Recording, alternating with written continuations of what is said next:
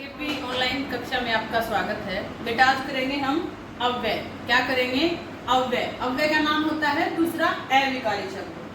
अव्यय अविकारी। अब ध्यान दीजिए, अविकारी का शाब्दिक अर्थ जानिए आप। अविकारी मीन्स और प्लस विकारी। ध्यान दीजिए, विकारी जो बदल जाए और अविकारी जो ना बदले। लिंग वचन कारक काल के कारण जिस पर कोई भी प्रभाव ना पड़े, जो ना बदले, जिसमें परिवर्तन ना आए, उसे अविकारी शब्द कहते हैं। समझ में आ गई? तो हमारी क्या डेफिनेशन बनती है? अविकारी मतलब जो नहीं बिगड़ते हो। कब नहीं बिगड़ते हो? जब लिंग वचन और कारक के कारण किसी भी वाक्य में जिस पर कोई भी असर ना पड़ता हो। कैसे? जैसे देखते हैं, घोड़ा तेज दौड़ता है। घोड़ा तेज दौड़ता है। अब ध्यान दीजिए बेटा, अब इसका क्या करेंगे हम? वचन बदलते हैं। क्या बदलेंगे?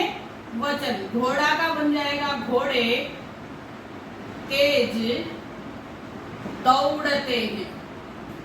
ठीक है। अब हम इसी का लिंग बदलेंगे। घोड़ी तेज दौड़ती है। अब देखिए बेटा, हमने इसका वचन बदल दिया, लिंग बदल दिया। अगर हम इसको भी बदलना चाहे, वचन बदले, घोड़ियां तेज दौड़ती हैं। ठीक है। तो अब ध्यान देना है, घोड़ा का घोड़े बना, घोड़ी बना, तेज तेज तेज, यानी कि बिल्कुल भी इसका परिवर्तन नहीं हुआ। दौड़ता दौड़ते दौड़ती, यानी कि ये क्रिया भी बदल गई है। हाँ ये भी बदल गया। इसका मतलब क्या हुआ? ये तो थे बदलने वाले। समझ में आ गई? और जो नहीं बदला वो अविकारी। तो तेज शब्द हमारा क्या हुआ? अविकारी हुआ। यानी कि जिस पर लिंग वचन कारक काल का कोई प्रभाव नहीं पड़ा, वह हमारा तेज शब्द था। ठीक है। और इस तेज शब्द को हम आगे कैसे सीखेंगे? ध्यान दीजिए, हमें यह तो पता चल गया कि यह अविकारी है, लेकिन आगे इसकी जगह कौन सी है? तो आगे हम इसकी जगह फिक्स करते हैं। बेटा ध्यान दीजिए, देखो अव्यय की डेफिनेशन की हमने अभी। जिस पर लिंग वचन कारक का प्रभाव नहीं पड़ा उसे अविकारी कहेंगे। तो अविकारी के भेद कितने हुए? देखिए बेटा, अविकारी के कितने भेद हुए? अविकारी के 5 भेद हुए। कितने? 5।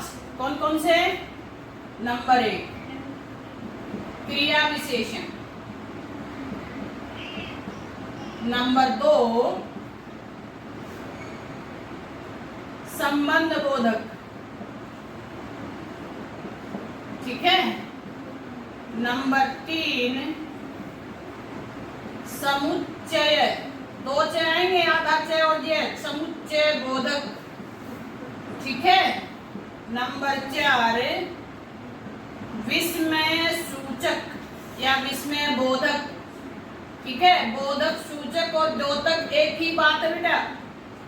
और 5वां है आपका निपात। क्या है? निपात। यानी कि अविकारी शब्द के अव्यय के 5 भेद होते हैं। क्रिया विशेषण, संबंध बोधक, समुच्चय बोधक, विस्मय आदि बोधक और निपात। अब हम करेंगे बेटा क्रिया विशेषण। क्रिया विशेषण क्या होता है? ध्यान दीजिए, विशेषण जो संज्ञा सर्वनाम की विशेषता बताता हो उसे विशेषण कहते हैं। अब क्रिया विशेषण यानी कि क्रिया की विशेषता बताने वाले, ये क्रिया से पहले आकर के बैठ जाते हैं। जैसे अभी हमने किया था, घोड़ा तेज दौड़ता है। तेज दौड़ने की क्रिया कैसे हुई? तेज। ठीक है। तो वो क्या था हमारा? क्रिया की विशेषता बताई, तो क्रिया विशेषण हुआ। ठीक है बेटा। अब हम करेंगे क्रिया विशेषण के भेद। नंबर 1 रीतिवाचक। नंबर 1 रीतिवाचक। नंबर 2 स्थानवाचक, नंबर 3 परिमाणवाचक,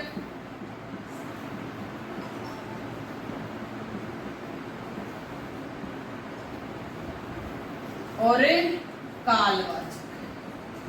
यानी कि क्रिया विशेषण के 4 भेद हुए। कौन कौन से? रीतिवाचक, स्थानवाचक, परिमाणवाचक, कालवाचक। एक सिंपल सी टेक्निक बताती हूँ आपको, एकदम से याद हो जाएगा। ध्यान दीजिए। विशेषण, क्रिया विशेषण यानी कि कैसे हुए इसके भेद। क्रिया कैसे हुई, कहाँ हुई, कितनी हुई, कब हुई, ध्यान देना है। कैसे हुई, कहाँ हुई, कितनी हुई और कब हुई। कैसे हुई? रीतिवाचक। कहाँ हुई? स्थानवाचक। और कितनी हुई क्रिया? परिमाणवाचक। और कालवाचक यानी कि वह क्रिया कब हुई। समझ में आ गई? क्रिया विशेषण में क्रिया की विशेषता बताने वाले शब्दों को क्रिया विशेषण कहेंगे। अब क्रिया विशेषण के 4 भेद होते हैं, रीतिवाचक, परिमाणवाचक, कालवाचक और स्थानवाचक। यानी कि क्रिया किस प्रकार से हुई, रीतिवाचक क्रिया कहेंगे। क्रिया किस जगह हुई, स्थानवाचक क्रिया विशेषण कहेंगे। और क्रिया कितनी हुई, माप तोल यानी कि कितने किलोमीटर। समझ में आ गई? मापक क्रिया होंगी वहां पर, या तो क्रिया जहां भी होगी वहां मीटर में होगी। सीधी सी बात आपको ये ध्यान रखनी है कि वहां पर आपको मीटर मिलेगा, यानी कि क्रिया वो कितनी हुई है। और कालवाचक यानी कि क्रिया, कालवाचक क्रिया विशेषण क्या होता है बेटा, कि क्रिया कब हुई। आज हुई, कल हुई, परसों हुई, 2 दिन पहले हुई, यानी कि उसका काल पता चलेगा। समझ में आ गई? तो ये था हमारा क्रिया विशेषण। अब हम करेंगे संबंध बोधक। क्या करेंगे? संबंध बोधक। संबंध बोधक क्या होता है? इसके शब्द के अर्थ को जानिए। सबसे पहले, संबंध को प्रदर्शित करने वाला, संबंध दिखाने वाला। किसके साथ? पहली बात तो किसके साथ? संज्ञा और सर्वनाम के बीच। संज्ञा और सर्वनाम के बीच संबंध जो दिखाई दे, जो बताए, उसे संबंधवाचक कहते हैं। ध्यान दीजिए, जैसे एक संज्ञा है, वाक्य में दूसरी कोई संज्ञा है, उसके बीच में संबंध बताएगा। इधर संज्ञा है, यहाँ पर सर्वनाम है, उनके बीच में संबंध बताएगा। यहाँ सर्वनाम है, यहाँ संज्ञा है, तो संबंध बताएगा। यहाँ सर्वनाम है, यहाँ सर्वनाम है, तो संबंध जो बताएंगे वो संबंध बोधक अव्यय होते हैं। जैसे जैसे छत पर कौवा है। ध्यान दीजिए, छत के ऊपर, छत के ऊपर कौवा है। कौआ, कौवा वह नहीं होता, आ होता है, ध्यान देना। कौवा है। अब देखो बेटा, छत एक संज्ञा है, कौवा एक संज्ञा है। के ऊपर, ये क्या है? के ऊपर, के नीचे, के आगे, के पीछे, के सामने, के अलावा, ये सब के अतिरिक्त ये क्या होंगे? संबंध बोधक जिसे कहेंगे। अंग्रेजी में एक तरह से आप कह सकते हो फ्रेजल वर्ब।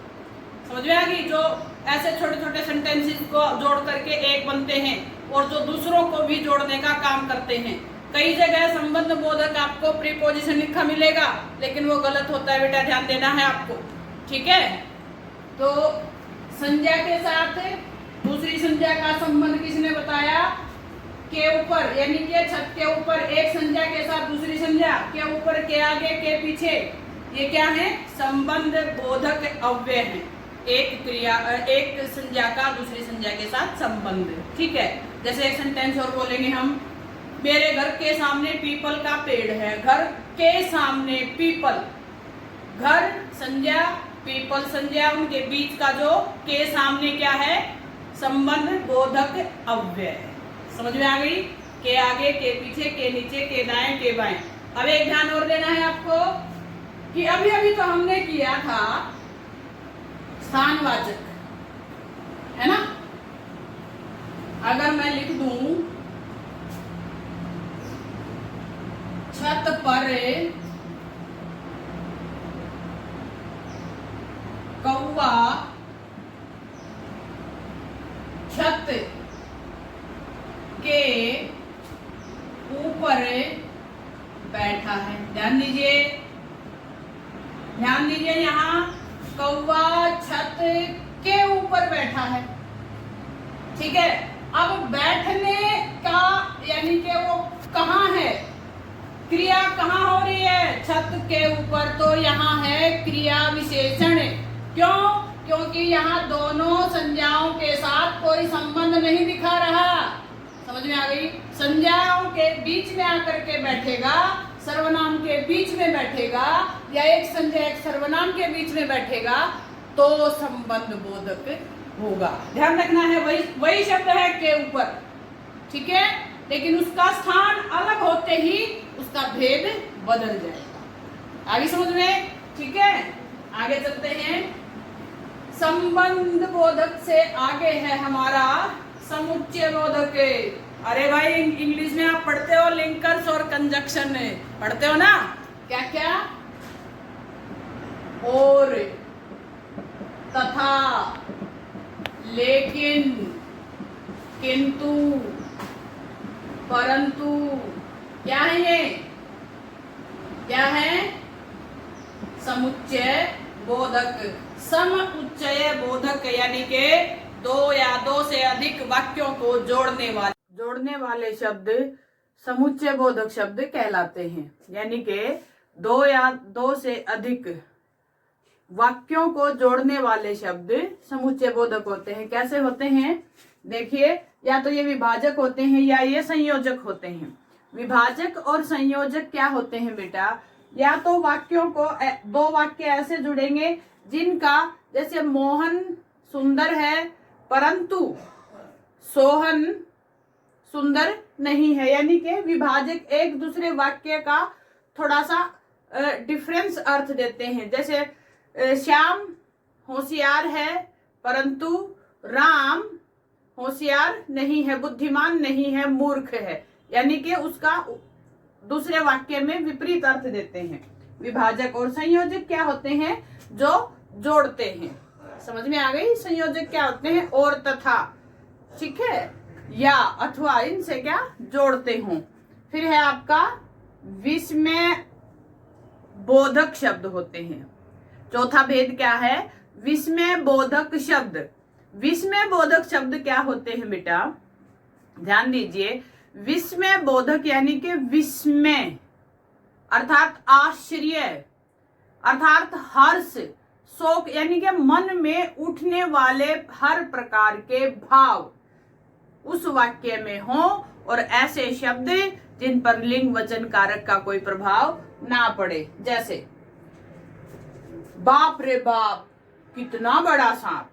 अब देखो, यहाँ पर आश्चर्य हुआ है सांप को देख करके, बाप रे बाप। और इसकी सबसे मुख्य पहचान होती है, क्या होती है बेटा? देखो, बाप रे बाप,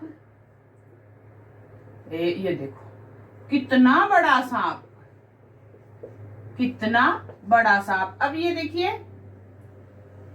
विस्मय सूचक चिन्ह, इसमें विस्मय सूचक चिन्ह होगा, चाहे हर्ष हो, शोक हो, घृणा हो, भय हो, आश्चर्य हो। ये 8 प्रकार के मन के भाव होते हैं बेटा, 8 प्रकार से। तो वहां पर विस्मय सूचक चिन्ह आपको मिलेगा। ध्यान रखना है, हे राम इधर आओ, यहां भी विस्मय सूचक चिन्ह मिलेगा, लेकिन ये विस्मय सूचक नहीं है, संबोधन है। ध्यान रखना है आपको, संबोधन में और विस्मय सूचक में। ठीक है, संबोधन, अरे लव तुम क्या कर रहे हो, अरे लव, यानी कि नाम के साथ, अगर नाम के साथ अगर ज्यादातर का प्रयोग संबोधन सूचक शब्द चिन्ह का होता है। ये दोनों एक जैसे होते हैं, लेकिन आपको देखना होता है ये भावों को प्रेजेंट कर रहा है या फिर किसी को बुलाने के लिए प्रयोग में लाया गया है। ठीक है बेटा, तो ध्यान रखना है, ये 8 प्रकार के होते हैं। आगे देखिए, निपात, निपात, निपात, ऐसे शब्द जिनके बोलने में हमारा जोर लगता है। समझ में आ गई? तुम अकेले ही चले जाओ, अकेले ही इस पर हमने जोर दिया बोलते वक्त। मेरे पास मात्र 20 रुपए हैं, मात्र 20 रुपए हैं, जोर दिया मैंने मात्र के ऊपर। तुम केवल अपना काम करो, यानी कि केवल, ये क्या होते हैं? ही, भी, मात्र, केवल, यानी कि इस प्रकार से जिन शब्दों पर वाक्य के जो अंतर्गत आते हैं ऐसे शब्द जिन पर जोर दे करके बोला जाए और जो लिंग वचन कारक के कारण जो ना बदलते हों। तो बेटा ध्यान दीजिए, हमारे भेद पूरे हो चुके हैं। एक बार फिर से हम रिवाइज करते हैं, ध्यान दीजिए। अव्यय किसे कहते हैं? ऐसे शब्द जिनका वाक्यों में प्रयोग करते हैं और वाक्य में प्रयोग करते वक्त लिंग वचन कारक का कोई प्रभाव ना हो, उसे अव्यय कहते हैं या अविकारी कहते हैं। अविकारी समझाया था ना, अ प्लस विकारी। विकारी मतलब बदल जाए और अविकारी जो ना बदले, जो ना बिगड़े। ठीक है, अब इसके कितने भेद होते हैं? 5 भेद होते हैं। कितने? 5 भेद होते हैं। क्रिया विशेषण, संबंध बोधक, समुच्चय बोधक, विस्मयादि बोधक और निपात। ठीक है बेटा। अब क्रिया विशेषण क्या होता है? जो क्रिया की विशेषता बताए, क्रिया से पहले आकर के बैठे, उसे क्रिया विशेषण कहते हैं। ठीक है, क्रिया विशेषण 4 प्रकार की होती है। क्रिया कैसे हुई, कहाँ हुई, कितनी हुई और कब हुई, यानी कि रीतिवाचक, कालवाचक, परिमाणवाचक, स्थानवाचक।